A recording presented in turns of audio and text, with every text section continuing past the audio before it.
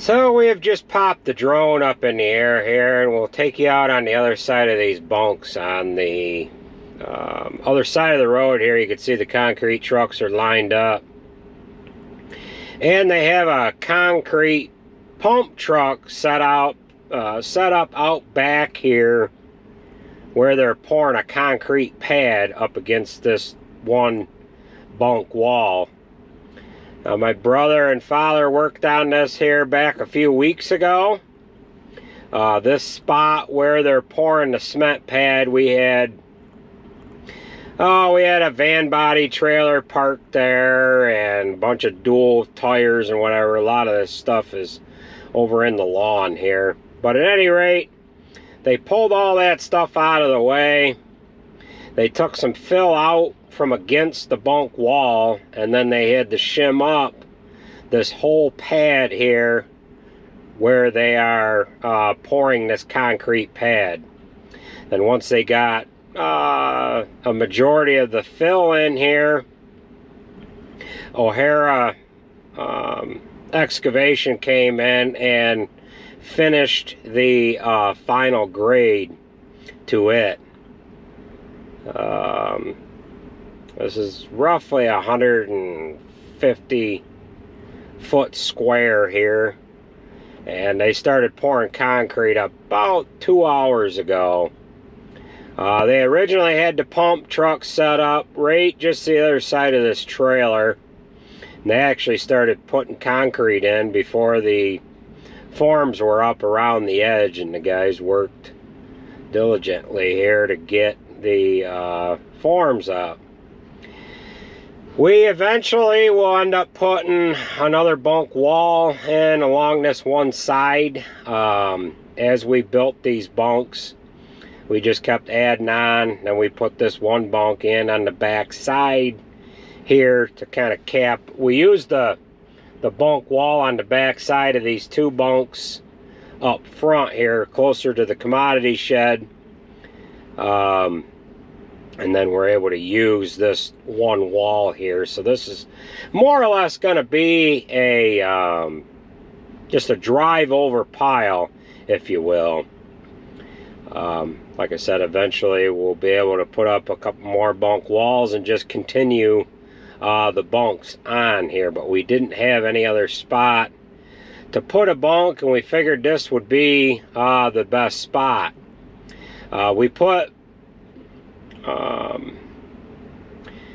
We put first cutting in this L-shaped area here, so we're right above it here now. So we've got first cutting in this chunk here that's shaped like an L, and then we have BMR silage in this one bunk that we're kind of right over the top of, that you can see that's in between the drone and the cement trucks here, and that's BMR silage that will start feeding once we start chopping. So this other bunk that is empty, we'll end up putting conventional silage into it, and then this other bunk has got conventional silage in it that will feed while we're chopping, and then there's conventional silage in this this other bunk that we're feeding out of. We've got some first cutting haylage that is now directly in front of us, the bunk that has the tires in it. We're going to put BMR in that, and we're going to put BMR silage in this furthest bunk here that has this little chunk left in the back, and that is BMR that'll be gone here in a couple weeks that we're feeding out of right now. Then the bunks down below, that we planned on having one of these bunks left over to put corn silage in here this fall, but we ended up filling one with second cutting, the one on our right, and then we filled the one on the left with third cutting. We've got some ag bags left over from last year that we haven't gotten into yet, and this other bunk here that the truck is sitting in has third cutting in it from last year. This is my father with this wagon here. He hauled up all of the material that they used for filling this bunk with that wagon there. And he's getting that fill from down on the other side of our lagoon. We've got a pretty good spot where we can pull gravel from it. So we'll go ahead and get this drone back on the ground, but I just kind of thought I would show you this project here of putting some concrete in. The last time we did a concrete project was back when we had the lagoon done. So they were using a power screet here, but when I got done feeding cows, they had a truck pulled up to it. Oh, it's in there. They had a truck pulled up to it like they were working on it. So looks like another hour and a half or 2 hours they'll have this pad all poured.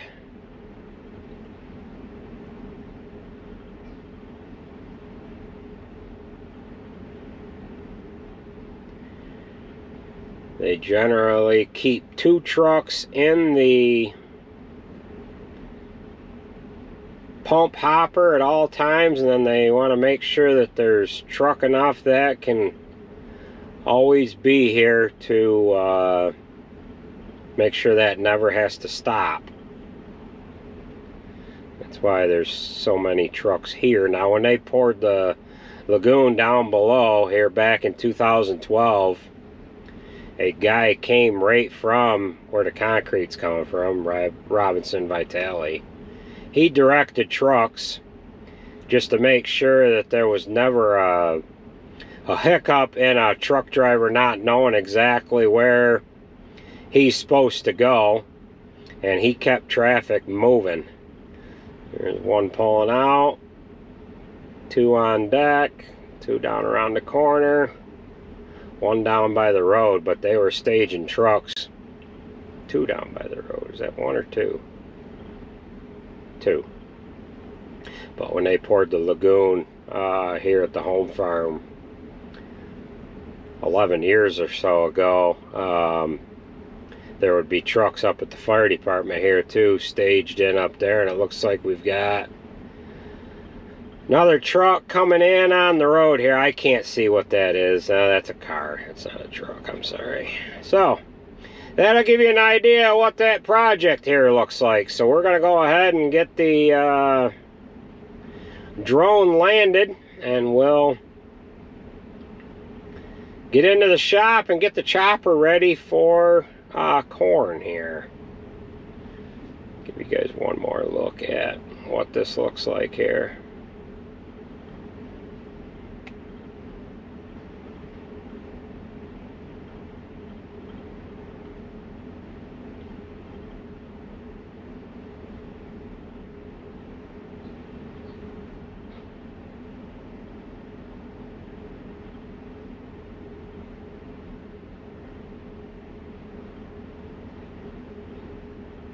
All right.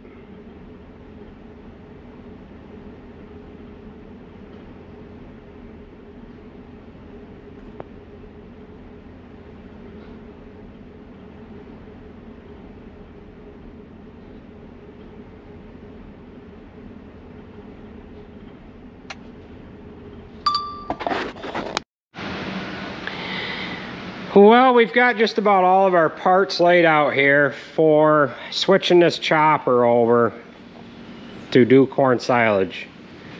Now, a majority of the viewers are farmers and they know what I'm doing, but guys that know what I'm doing, we do have to explain some of these things for the guys that don't know what's going on here. So what we have is a grass knife in the chopper right now. There's 40 of these in there. There's 4 rows of 10, and we're going to switch them to a corn knife. This is going to be the 3rd season that we have run a corn knife, and it's going to be the 3rd season on this particular set of knives. So the hardened edge is from my thumb forward here, and there's about, there's a big 3/4 of an inch still left on these knives. Believe it or not, we don't get much use on them with corn. Not as much as we do with the hay, just because of the stones and the amount of time that we have to spend sharpening the knives here. So at any rate, we're going to get the knives switched out. We're also going to put this panel in here. This goes in underneath the feed rolls, and it kind of keeps all of the, it keeps the ears of corn. Every once in a while you'll get a bunch of them that'll fall out down in this groove here. So we're going to get that put in there. Another thing that we're going to do is we're going to put the kernel processor in. That's this guy here. That's going to go right up in there. We're going to roll that grass chute out of the way, put the kernel processor in, and then once we get the kernel processor in and the knives and everything else switched over, then we can take the grass chute out and put our corn chute in. The corn chute is just a little longer than the grass chute. The grass chute is that section that we put in here a couple of weeks ago when we were chopping third cut hay. Now again, all you guys that run these things, I know it's repetitious of showing this stuff, but there is quite a few viewers that haven't seen this kind of stuff before, so that's kind of who we're speaking to here. Now, I know in the last video here, not the last video, a couple of videos ago, when we had to squeak in this chopper, I had all kinds of advice. Put belt dressing on it, balance the pulleys, you know, it's this, it's that, it's the other thing, it's, maybe it's something to do with the blower panels that you put in, maybe something's bent. None of the above. Is the pulley balance. Did I mention that? Just a ton of comments. The only thing that we can think of is we had a grease line that was cracked up in here. Grease line that was putting just a little bit of a puddle of grease down in there. I didn't show this on camera because I thought it was irrelevant. I don't really know what hose or what spot that went to. There's 3 lines coming over. We've got this grease line here, and then we've got 2 lines that go to this cutter head bearing that is on this left-hand side. So I put a repair kit in that grease line. Then I put a grease zerk in this spot right here, and I pumped not a huge amount of grease in there, but I pumped some grease in there till I seen a little bit come out on that bearing. And once we went to chopping, there was no noise. So that's the only thing that I can think of that it could be. We were measuring heat on this bearing, on this one on the left side, the one on the right side, back while and during the chopper making this noise. Made that noise for a couple of days. The only thing that we can think of. So we're gonna run with it. I think we might change out the bearing on the drive clutch. I'm not quite sure of that yet. We're going to take a peek at that after we get this stuff here done. And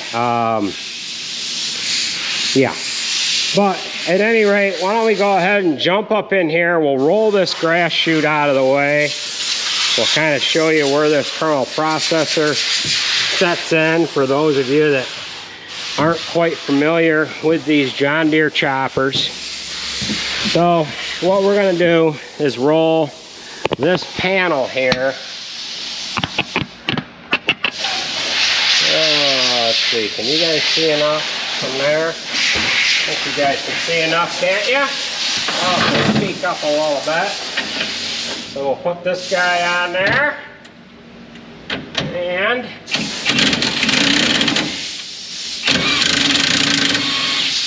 so Well, let's just pull you guys. Let's pull you guys right down so you guys can see something here. Yeah.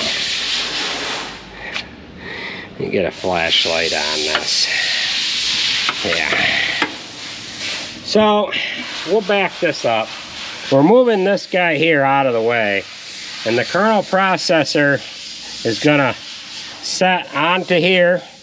And then it's just gonna move right down into that spot there.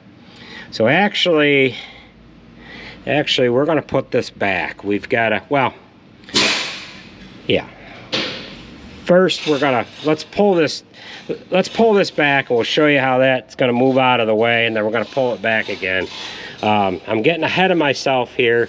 I need to hang the kernel processor first, then roll it in the way.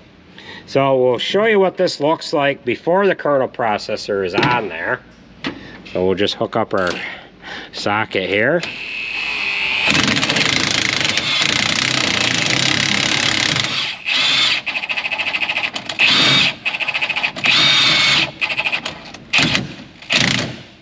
All right, so that is right up in there. So if the kernel processor was bolted into place, that would of course be up in the machine. So we'll go ahead and roll this back.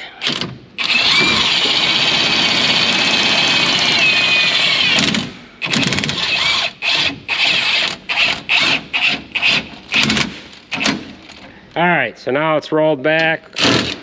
We'll undo our mounting studs.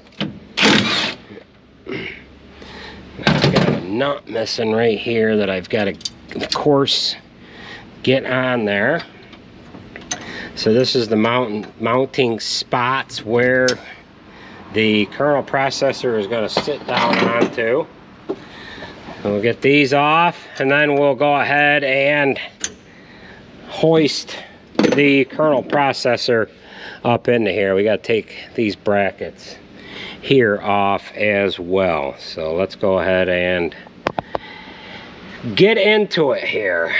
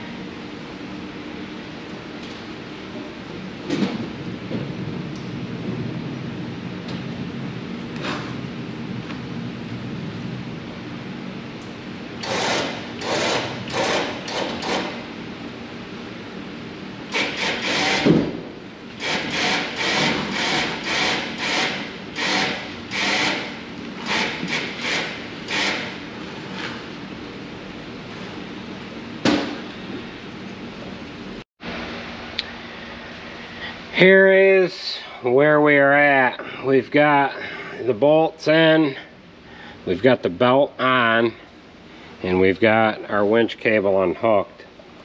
So we'll go ahead and roll this guy into place.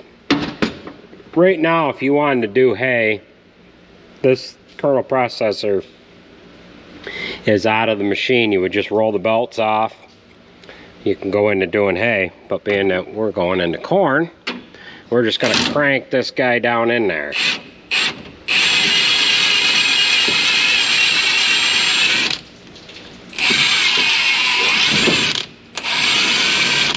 we're rolling it into place.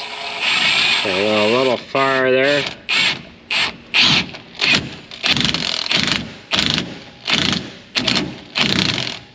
All right. So now that is right into place where it needs to be. Now what we have to do, we've got the indicators down at 1 millimeter.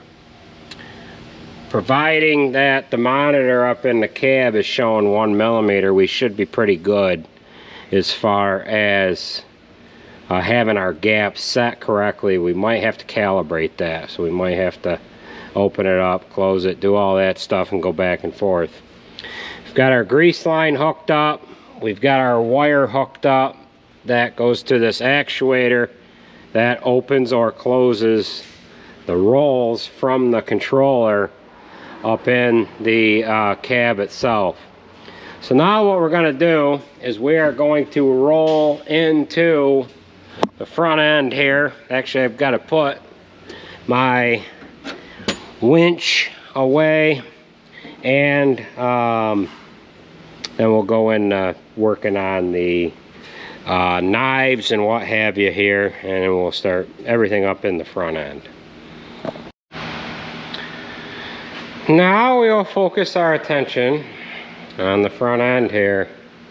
We've got to put that panel in underneath the feed roll. I've got this bar here just about ready to come out, of course. Pry that guy out of there. And then we'll remove all the knives, clean up all of the backing plates, and then put the corn knife in. We'll of course have to advance that. Well, we'll have to see. Yeah, I don't think we're gonna be able, we're gonna have to move this shear bar forward. So I might be able to cheat and I might be able to use the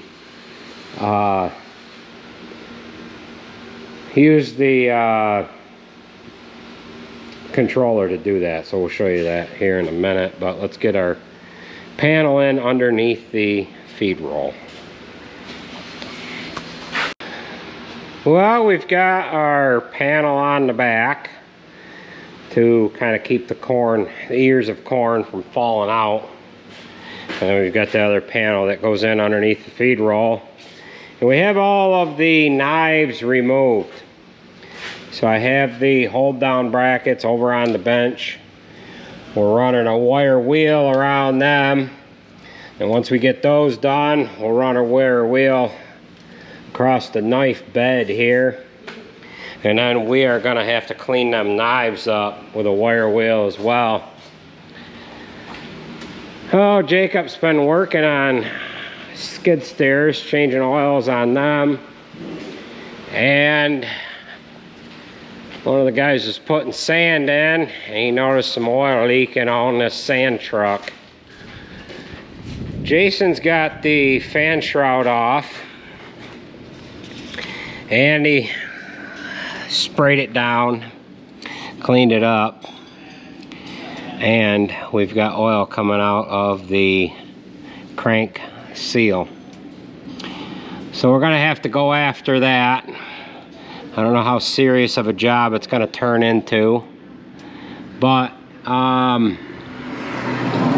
yeah, I don't know if this oil pan has to come off, or if that front, I don't know if we can put the seal in without removing the front cover or not, but we just have to get the cooling package off, and then we'll be able to get into it from there. This is a Deere engine.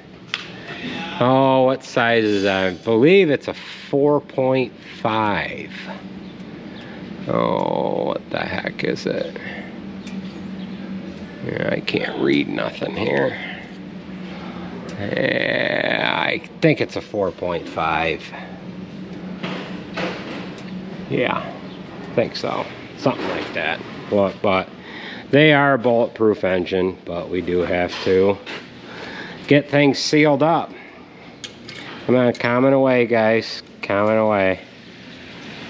What we got going on here? Anybody know? Anybody know? Okay. All right, so we'll start cleaning up the rest of these knife holders, which they are corroded up pretty good here. So all of these guys. All right, so let's run the wire wheel. Well, we are now actually ready to start installing the corn knife.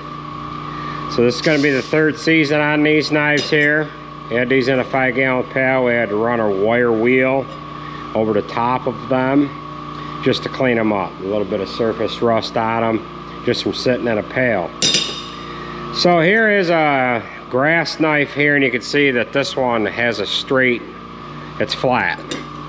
And then the corn knife has a little bit of a curve to it. You can kind of see the difference there, more or less. So this will gain us a little bit of capacity, and it does a little better job chopping up the corn. So we of course ran a wire wheel over the top of the knife bed, and then we moved the shear bar out. They give you a tool to use here to set on the top of the shear bar, and you run this tip back into the drum here. There is 3 different length sides of this tool. Well, there's 2 to this one, and there's a separate tool. And then what you go by is the amount of hard surface that is left on the knife. So what we're gonna go with, we've got about 16 to 17 millimeter, and we want to be 121.9 millimeters from the front of this sharpening, or this shear bar, to the back of the drum. So that's where we're at, and then we're just touching the tip there. What we went and did is we moved the shear bar out with we had the chopper do it. And what it'll do is it'll bring both sides of the shear bar out at the same time. The other way you can do it is to take the motors off and turn that by hand. So we've got all brand new bolts. We'll go ahead and start getting these on there, and then we'll have to go through and torque everything, run the sharpening stone over it, and it'll be ready to go.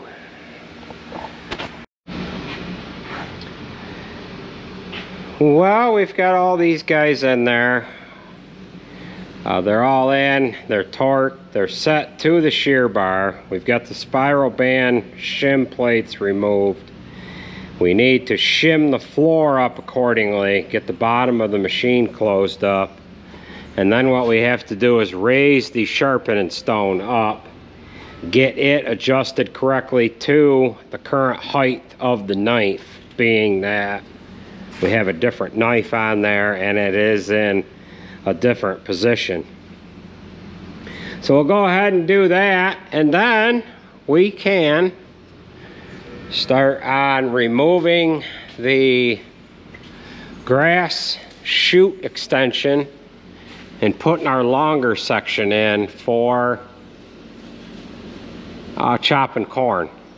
That gets the end of that spout further away from the chopper, so that you can utilize a wider head on the front of it. So we're just about there, and then we can go and get the corn head out of the building that it is in.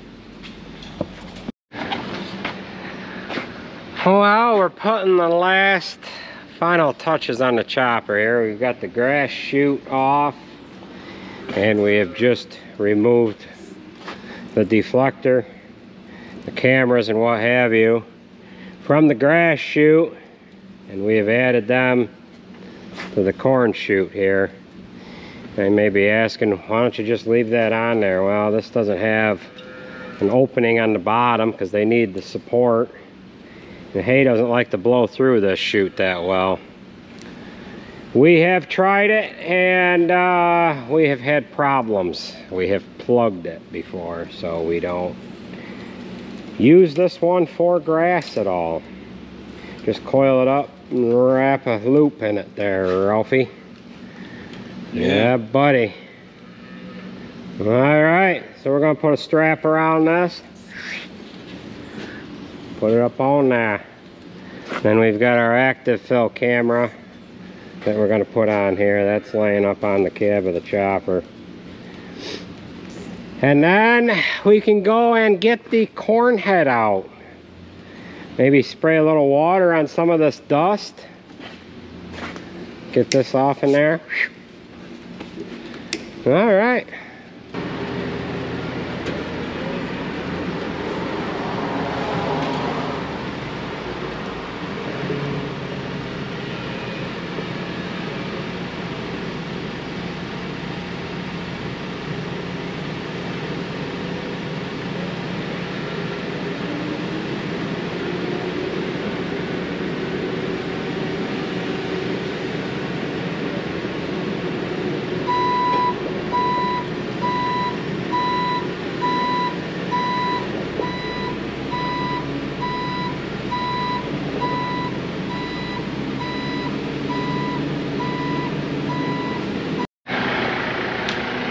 Well, they've just got to finish putting some bolts in, and we'll hook up some wires, and then the pipe will be all set to roll.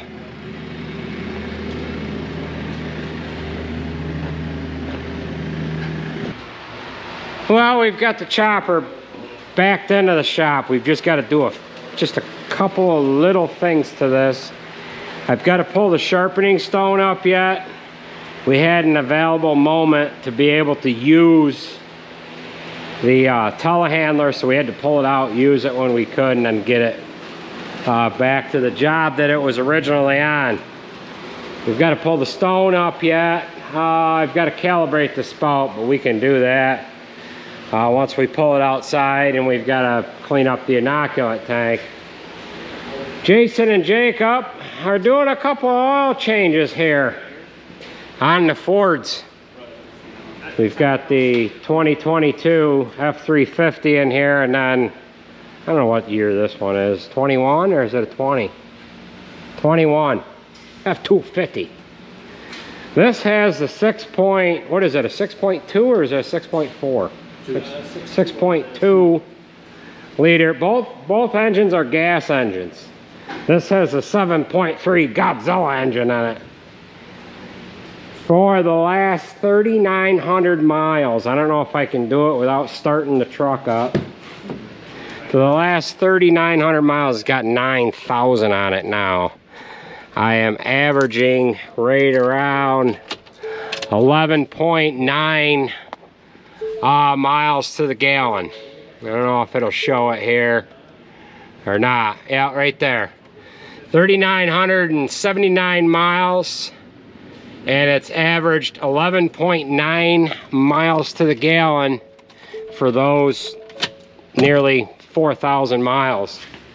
That's for the 7.3 pulling fuel trailer during them 4,000 miles and what have you.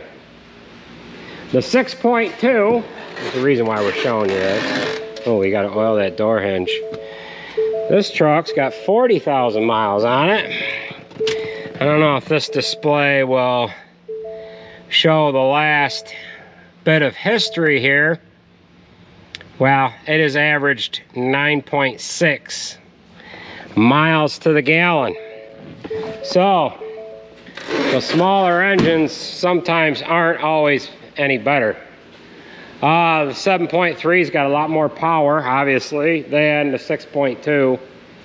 And it is a better engine all the way around. Now we got kind of a funny little bit of a story here with this truck. When it was brand new, 3 days after we had it, I see the bumpers stowed in back here, and there was a very light little bit of blue paint right down in here. So I'm looking all over the farm. What's blue that we have, Jay? Frac tank. Not too many things, right? No. Jeez, it's like, what's going on? So I thought back and forth, and I said, aha. Damn truck went to Napa. First farm job that this truck was on. It goes to Napa. I got to stand with the light this way. I don't know. You probably haven't heard these stories, have you? Oh, you have? Well, the guys on the camera haven't heard this story, so we've got to pretend like I'm telling one of you guys a story.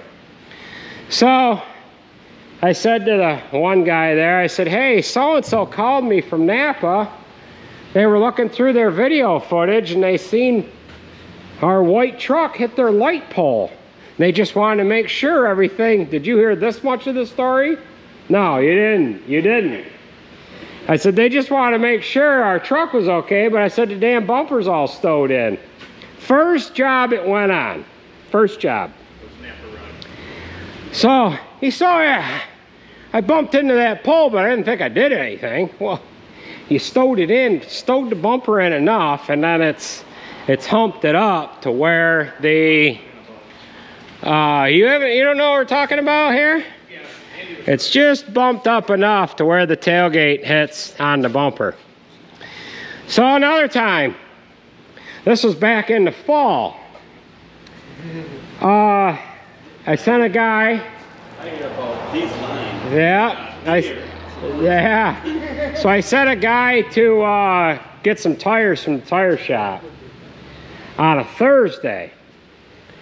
Friday afternoon, they're just getting ready to leave. He says, oh, yeah, I hit a deer with a truck the other night on my way back from picking up them tires.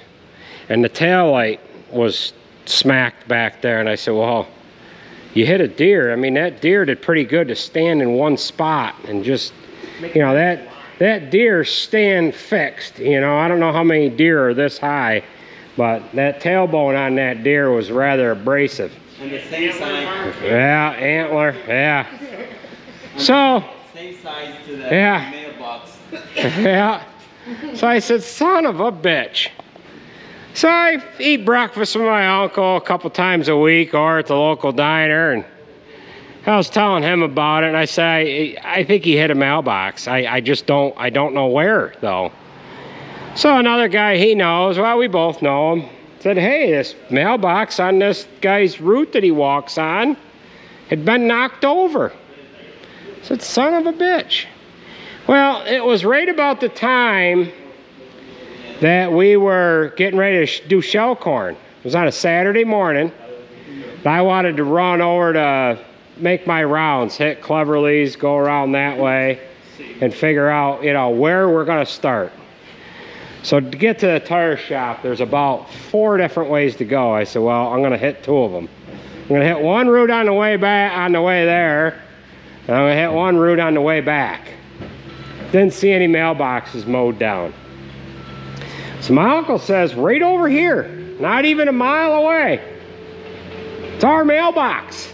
Goes to our tenant house. Got smacked. I said, I don't know. Maybe somebody backed out of the driveway. I don't know. So that Sunday morning, I drive by the mailbox. I slowed down to 5 miles an hour. I said, that can't be it. So, no, oh well. I didn't stop, didn't even get out of the truck. So the guys got done with chores that morning, and the guy that did this work here to the side of the truck, did the body work. I said, hey, where'd you hit that deer? He said, right over here on Collins Road. I said, some bitch, really? So I got in my truck and I drove over there. I'm gonna check this out again. So I got right out and I found taillight, remnants of taillights. So I took a picture of it. Then I picked up the pieces. Oh, the deer. 5 minutes later, I come back. I said, hey, I found your taillight. Oh, really? I said, yeah, right next to that mailbox over there. I said, you hit the goddamn mailbox. You didn't hit no goddamn deer. Son of a bitch. You can't get away with nothing. But we never did get this fixed. The tail light on this truck was like, I don't know. Had to be $300-400. It's an actual Ford tail light. But at any rate, that's the story behind that. So they're gonna get the oils changed on these two picking them up trucks. And I thought that I would just at least bring up the fact that bigger is better. Better on fuel? Yeah, better on fuel. Now this truck might weigh a little more because it's got the bigger cab, but as far as weight and whatever, this has pulled 12,000 pound trailer hit and miss during that 4,000 miles. Not continuously, but it has pulled it. So, but yeah. So, yeah. So we got a couple of things to do to this. Now we're gonna go get the corn head out.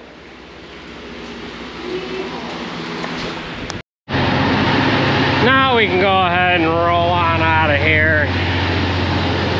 Get that corn head.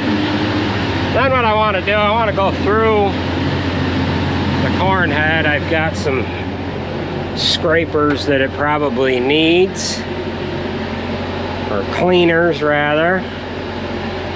And it's going to need some grease, and we'll have to check gearboxes on it. So we'll go ahead and roll on out of here.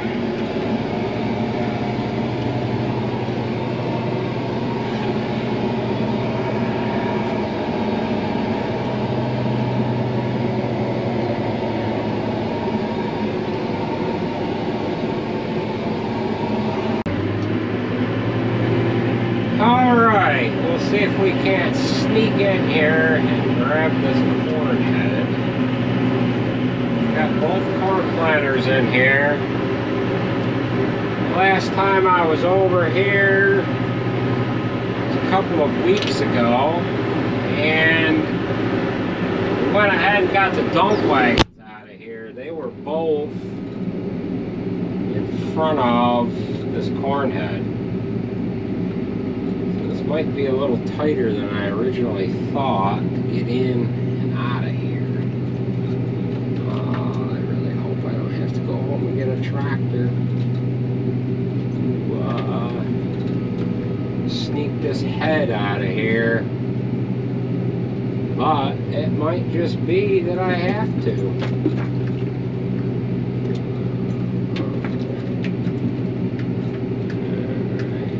Wiggle, wiggle.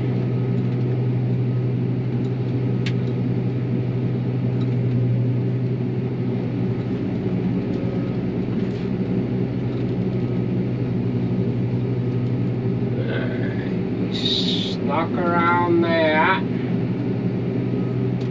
Well, I might have to have one of these guys come over and guide us on out of here. I'm not sure.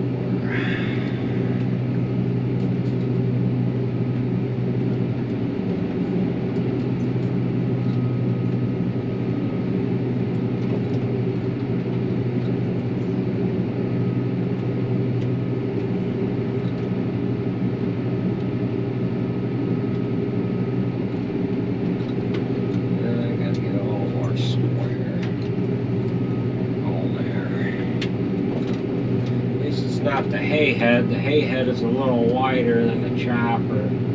Touch, not much. And that would be a little more of a challenge to get out of here.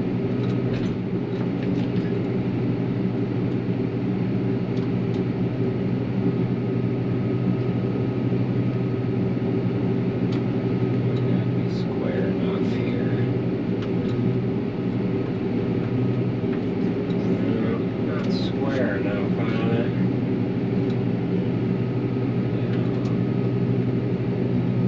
There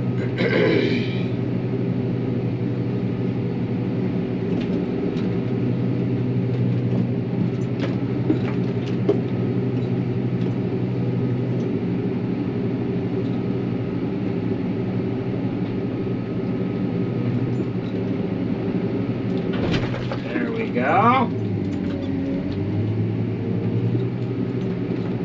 Alright, now let's see if we can get out of here without rubbing the hitch on that 12-row corn planter.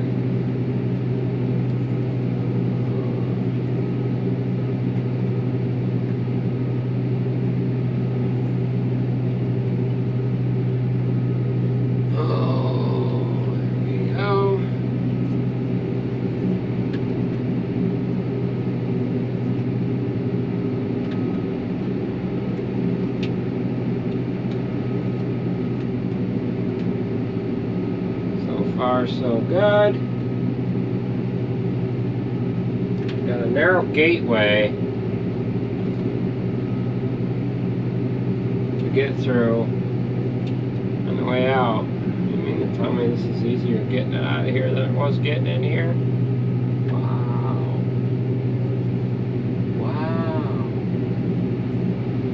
Wow. Alright, so this is only like a 16-foot wide doorway.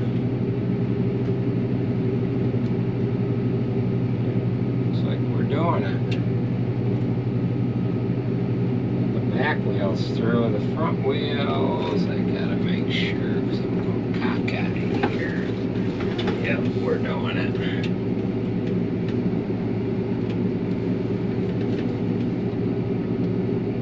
Yeah. Alright, so we'll get these doors shut. We'll head on home. Like I have to lock the head on and hook up the hydraulics as well. So, yeah.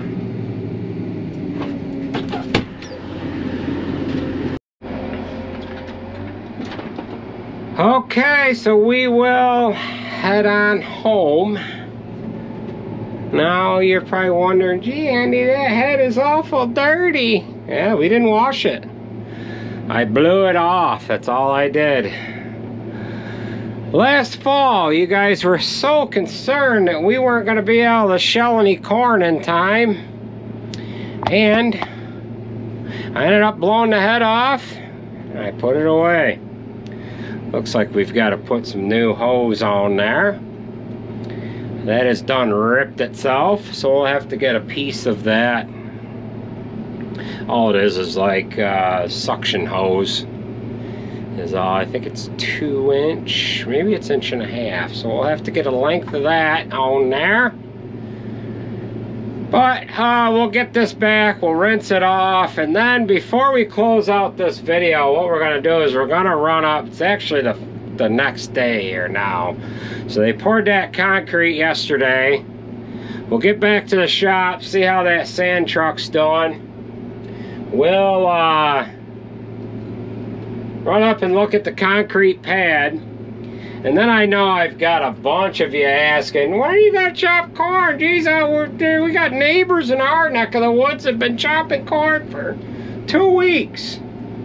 Well, we'll go and look at some corn. We'll look at the first planted stuff, and we'll look at the stuff that might be able to be chopped first. But I looked at some this morning. Wasn't even dented yet.